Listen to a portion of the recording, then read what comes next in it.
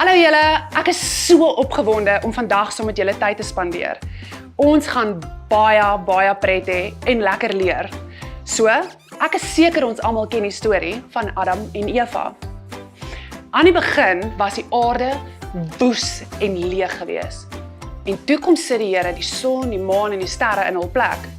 Hy het die land en die see bymekaar gemaak.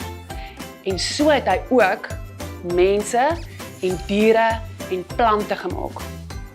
Hierdie is Adam en Eva. Hulle was die eerste mense in die tuin van Eden gewees. Adam was die man en Eva was die vrou. So, toe die Here al die diere gemaak het, het hy vir Adam gevra, hy moet al die diere name gee. So, kom ons kyk 'n bietjie na 'n paar van daai diere. O, jette!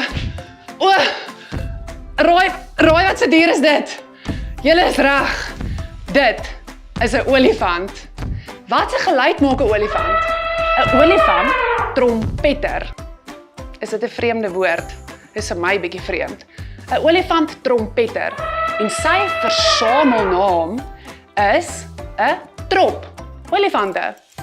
Versamelname beteken dis 'n selfstandige naamwoord wat 'n groep van dieselfde soort bymekaar is.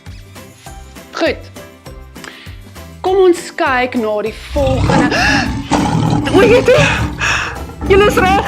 Ja, dis die brul van 'n leeu. Ek hoop nie hy is naby ergens nie. Hulle loop ook in troppe saam. OK, kyk of hy weg is. Ons is veilig. So, die volgende dier is, julle is reg, dis 'n skierige apies wat hier verby swaai. Apies is nie trop nie, maar 'n troep bymekaar. En dan kom ons kyk wat se ander diere het Adam ook moes noem. Ek weet. Wat se dier lyk so? Nee, dis nie jou boetie of jou sussie nie. Dis lelik, sies. Dit is visse. Daar's baie soorte visse. Sjoe. Ons het al baie diere genoem. Ek dink Adam was nogals moeg geweest toe hy al hierdie diere moes noem. Maar ons nog steeds 'n hele paar. Kom ons kyk net nog na 'n paar van hulle. Goed. Daar is dan ook diere wat ons mee boer. Kom ons kyk na die beeste. Jo! 'n klomp beeste. Genade. Sjoe, daarom het hulle ons nie raak gehardloop nie. 'n klomp beeste noem mens 'n kudde beeste. En hulle, wat 'n geluid maak 'n bees? Yes, julle is reg.